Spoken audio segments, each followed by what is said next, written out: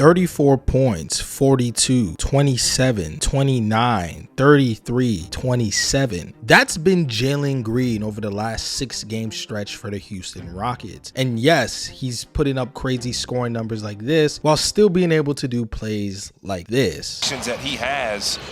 Jalen Green on the top of Sharpton's head. The high-flying, smooth-scoring guard who's always had the tools to dominate the NBA, but couldn't seem to put it all together, well, until now. After a rocky start to the season, the narrative surrounding him is flipping faster than anyone could have imagined. So, to answer the question, is this the new Jalen Green? Well, let's get right into it. But before that, make sure you guys hit that like button so I can consistently drop more videos like this. So, when Jalen Green was drafted second overall in 2021, the expectations were sky high. Rockets fans thought they were getting the franchise cornerstone, a player to lead them into the post-Harden era.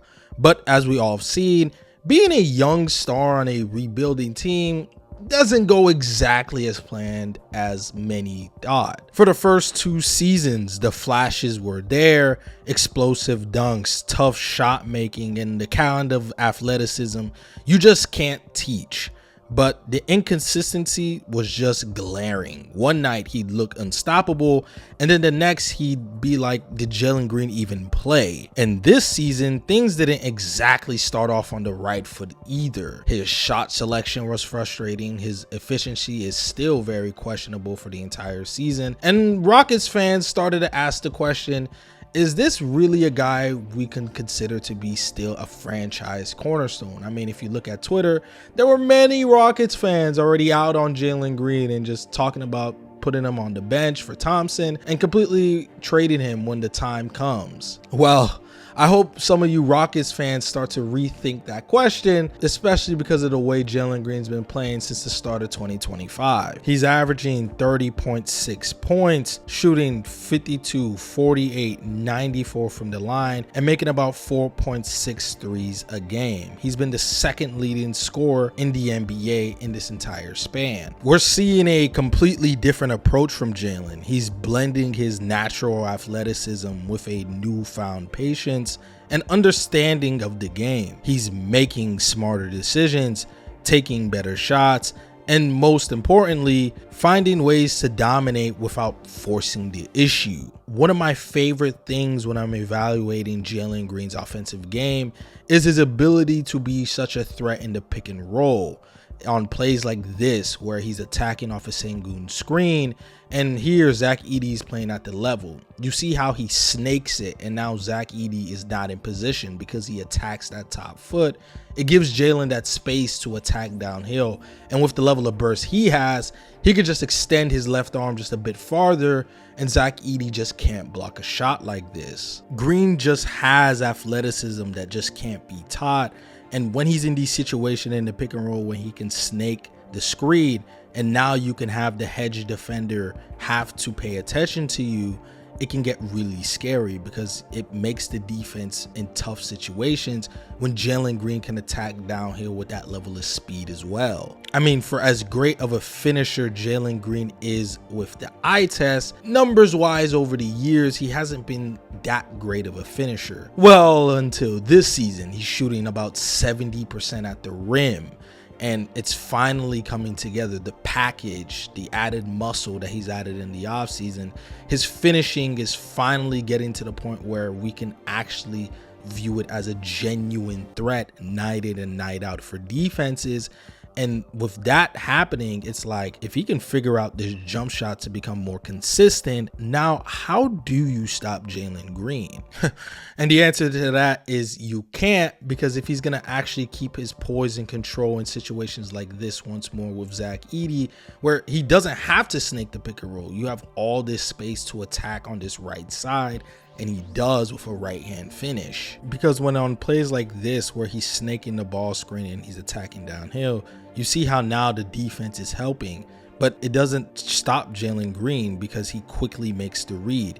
In situations like this, he could force the issue, and old Jalen Green would. Now it looks like he's making these passes on a much more consistent basis. These plays are simple. I'll say that before somebody says it in the comment section. But these simple plays add up, and the more you consistently make these simple plays to not go to the bad selection shots that Jalen Green is very prone to doing, it's only going to help your offense, not hurt it. Because as we know, Jalen Green on-off numbers and just impact numbers aren't the greatest. I mean, in a lot of lineups with just him and a Thompson, Sengun, Fred VanVleet, all of their numbers and on-off numbers look better when he's not on the court. Well, that just hasn't been it in this recent stretch of games, partly because he's just playing like a smarter player.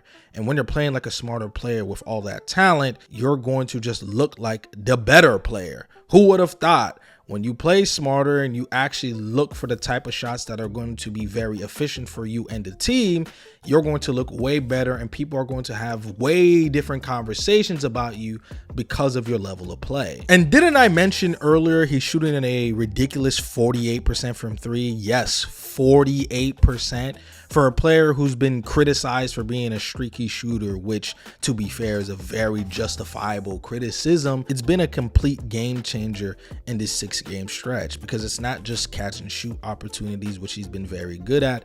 He's just hitting tough off the dribble threes and hitting these pull-ups off the screens consistently and confidently letting it fly from deep. I know Jalen Green is very prone to shooting his pull-ups off screens, specifically in drop coverage situations, but he's not that good at it. He's shooting about 31% on pull-up shots, which, again, these are shots defenses want him to shoot, and Jalen Green is going to consistently shoot them. And this is the thing I want Jalen Green to change. I think you need to drive to the rim more. I know that's the shot defenses want you to shoot, but on a lot of these occasions when they're giving you this shot, you can still attack downhill or just make a better read, because there, now you can really put pressure on defenses, because when you're putting the ball down the floor, that's when defenses are like, man, how are we going to deal with this 6'5" athletic freak attacking downhill? And he's still able to make consistent plays for others. Thompson sets a flare screen, and then Adams sets another screen on him, and Jalen is on the move. While Jalen is on the move, you see how he has all this open space to shoot the jump shot, and look at the time of the score. But this is what I want from Jalen Green. Steven Adams has all that open space. He quickly makes his pass to Adams, and Adams makes the pass to Thompson, and now it's easy 2 points. Now, he could have just shot this three, and it would have been a high quality shot because it's a wide open 3-point. But what's a better shot? A open dunk at the rim for Thompson, or a pull-up jump shot for Jalen Green? As we just saw, I think Jalen Green made the right play, and we're going to need him making those right plays on a more consistent basis. I mean, on this one, he's coming off the screen and he could have shot the pull-up jumper again, but again, he makes this pass to now Sengun, who hits the jumper. These are the plays that I love from Jalen Green, when he's making smarter decisions, taking better shots, and more importantly, finding ways to dominate without forcing the issue. That's a big one to me. Again, I know in the NBA, you have to read and react to what the defense gives you and try to find ways to score against that. But sometimes, to be one of the greatest players that the league's ever seen, you're going to have to make the defense react to you. And if Jalen Green's going to consistently put rim pressure at the rim, that you're going to make defenses react to you more consistently than with your pull-up jumper, because you're one of the most athletically gifted finishers as a 6'5" guard that the NBA's ever seen. And it's kind of funny how over these last 4 years, you've been consistently been the same player really from year 2. Over the 6-game stretch, you've been completely different. I mean, I know in the past few years, we had this whole March Jalen Green. That's been a meme that's been going on for a while, but this looks like this is a completely new Jalen Green. I mean, the big question is whether he can sustain this level of play. And if he can, we're talking about a player who can genuinely make an all-star push sooner rather than later. Because we got to understand, the Rockets are the 2nd seed. They still really don't have a definitive player we can put on the all-star spot, and they're the 2nd seed. But with the level of play Jalen Green's been at, he has the counting numbers that you can actually shoe him in there. I do really see it as a genuine possibility that Jalen Green can make the all-star game. But all of that is just my opinion. Let me know down in the comment section below, how do you guys feel about Jalen Green, especially during this last 6-game stretch. Please give me your genuine opinions, because I'll be looking at it all over in the comment section down below. But with that being said, make sure you guys like, subscribe, hit that post notification bell. But before you guys leave, make sure you guys check out this video, because I think it's a very interesting video. And of course, I'm not biased at all, guys. I'm out. Peace.